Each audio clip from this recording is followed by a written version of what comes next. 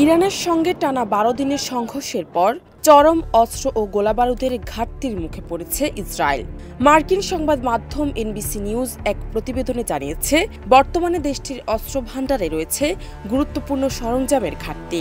ওয়ালটন আবারও মিলিনিয়ার অফারে ওয়ালটন ফ্রিজ কিনে আপনিও হয়ে যেতে পারেন মিলিয়নিয়ার।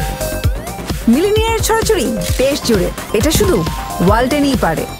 এনবিসি জানিয়েছে, মার্কিন প্রশাসনের অজ্ঞাতনামা দুই কর্মকর্তা নিশ্চিত করেছেন যে ইসরায়েলের অস্ত্র ভান্ডারে এখন উল্লেখযোগ্য পরিমাণ গোলাবারুদ ও অস্ত্রের সংকট চলছে। আরও ৩ জন কর্মকর্তার উদ্ধৃতি দিয়ে বলা হয়েছে, ইসরায়েল বিশেষ কিছু গুরুত্বপূর্ণ অস্ত্রে ভয়াবহ ঘাটতির মুখে পড়েছে। তবে এই বিষয়ে ইসরায়েল এখনও আনুষ্ঠানিকভাবে কিছু জানায়নি। প্রতি বছর যুক্তরাষ্ট্র ইসরায়েলকে বিলিয়ন ডলারের সামরিক সহায়তা দিয়ে থাকে। ইরানের হামলার সময়ও যুক্তরাষ্ট্র সক্রিয়ভাবে ইসরায়েলকে প্রতিরক্ষা সহায়তা দিয়েছে বলে জানিয়েছে এনবিসি। এদিকে যুক্তরাজ্যের সাবেক সিরিয়া বিষয়ক দূত পিটার ফোর্ড রাশিয়ার সংবাদ সংস্থা রিয়া নভস্তিকে জানান, যুদ্ধবিরতিতে কিছু লঙ্ঘন ঘটলেও এটি টিকে থাকার সম্ভাবনা রয়েছে, কারণ ইসরায়েল বর্তমানে যুদ্ধ চালিয়ে যাওয়ার মতো সামরিক সক্ষমতা ধরে রাখতে পারছে না এবং শান্তির প্রয়োজন এখন তাদেরই বেশি।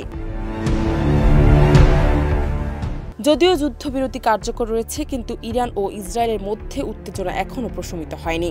ইরানের সর্বোচ্চ নেতা আয়াতুল্লাহ আলী খামেনি এ বিষয়ে কোনো মন্তব্য এখনও দেননি। বিশ্লেষকরা বলছেন, ইসরায়েলের অস্ত্র ঘাটতির এই মুহূর্তটি কূটনৈতিক সমাধানের জন্য একটি গুরুত্বপূর্ণ সুযোগ তৈরি করেছে। তবে যুদ্ধ আবার শুরু হওয়ার ঝুঁকিও একেবারে উড়িয়ে দেওয়া যাচ্ছে না।